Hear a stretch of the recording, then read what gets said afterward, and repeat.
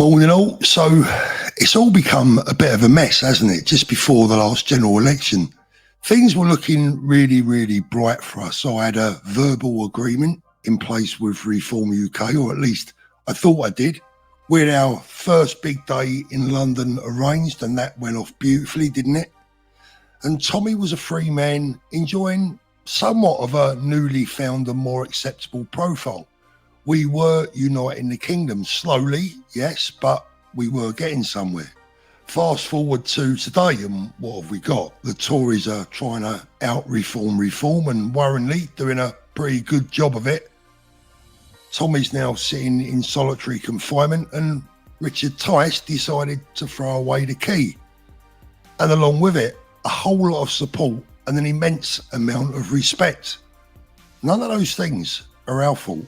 But let's be fair, Tice was kind of ambushed during that car crash interview with Camilla Tominey, as he stumbled and mumbled his way through what he felt was the politically correct answer to further the cause of reform.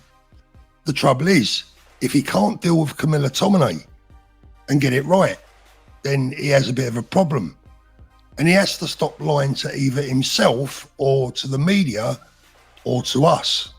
We need to find out, and we need to know who's on our side before we can try and win this game. And we can't do it with weak players in vital positions.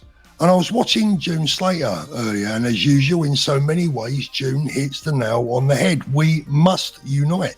That's the whole definition of our movement. We must stop bickering. And we should put any differences and egos to one side for the greater cause. I agree. She was spot on. Tommy and his supporters did all of that. We did it all before the election, and we backed reform to the absolute hilt. And the result was very evident. Success. 5 MPs. I'm not saying that we were totally responsible for that, but the people that were there last Saturday, the people within this movement, certainly played a big role in those 5 seats. And of course, absolutely of course, we understand, and we still do. We get it, that publicly coming out and backing Tommy would have been the wrong thing to do. Tommy himself gets that, he understands that, and he appreciates that. But what we didn't expect was for him and for us to all be thrown under a bus at the worst possible time. And if I'm honest, I think the one thing that June missed is that some people, not all, but some people will find it very, very difficult to look beyond what they feel is treachery. And that's something that the working class in particular have seen enough of over the last 15 years or so.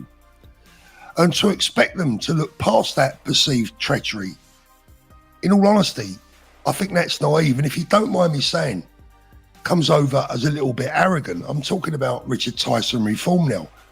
And arrogance is something else that the people are sick to death of when it comes to politics. Look, let's lay this out simply. Let's put it in layman's terms. Reform have basically been saying, look, we're going to treat you with utter contempt. But can you give us your vote anyway? You tell me who's got it wrong. And boy, oh boy, this is a very difficult job. But at the moment, trying to unite the centre-right is like trying to herd wild cats. They are all over the place, squabbling over territories, and the egos are clashing. The other night, I said that it's all over for reform and that they were a busted flush after that Richard Tice interview, his very own Gerald Ratner moment. And it's not the first time. Maybe I'm wrong. Let's hope I'm wrong. And sometimes everything has to be broken before it can be fixed. We have to reach an end before we can start a new beginning. Hopefully, this can be it. I think that June Slater got it mostly right because she's a working class girl with a good head on her shoulders, and she sees things clearly and simply, something that politicians seem to struggle with at times.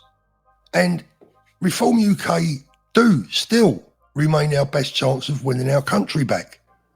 But they have to understand who their supporter base is. And if they can't get their heads around that, then that's their problem to deal with. We were with them all the way. But they've basically told us to bugger off, and it hasn't gone down well. Look, Rupert Lowe got it right yesterday. Ben Habib always seems to get it right. Lee Anderson got it right by simply staying quiet. But Nigel and Richard just can't seem to find that sweet spot and to learn when to say nothing, when nothing needs to be said. Sometimes silence is golden. Look, maybe reform can win back the people, and together maybe we can come back even stronger. It's going to be difficult, but it would be nice. But at the moment, I'm sorry, our partner, has been caught cheating. And for this relationship to heal, we need some dialogue, and a bunch of flowers wouldn't do any harm. Oh, and a promise that it's not going to happen again. I firmly believe that reform would do very well to form some kind of PR relationship with ordinary people like June, like Liam Tufts, like Richard Inman, who clearly get this whole thing better than they seem to be able to do. They do well to stay quiet about Tommy and his supporters, even better. Maybe take an example from Rupert Lowe's book.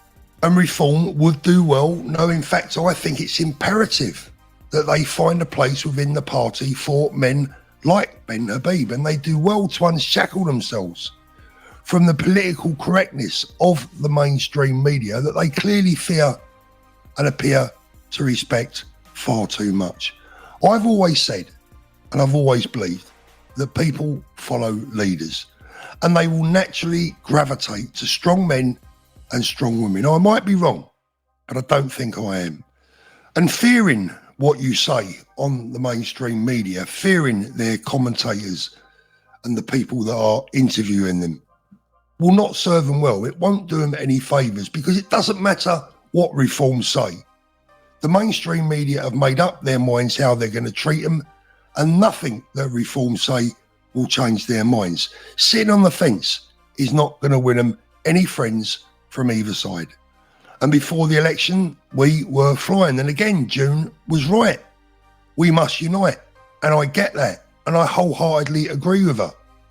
The only thing I think she missed is that there's a lot of people out there that just won't get it.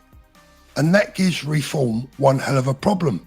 And only they can put that right. Look, this isn't difficult. It isn't hard to understand. This is plain common sense. A party that claims to be for the people has to speak to and appeal to the people and talk their language. Trying to appease the left-wing mainstream media news presenters will get them absolutely nowhere, because nowhere is where they want them to go in the first place. Reform, look, maybe we can still love you. Maybe we can still support you. Our army of volunteers, of leafleters, of campaigners and social media commentators, we're all on standby, ready to mobilise and help you win back our country. All we ask is that you show the people some loyalty and respect by return. I don't think that's too much to ask. Nigel, over to you.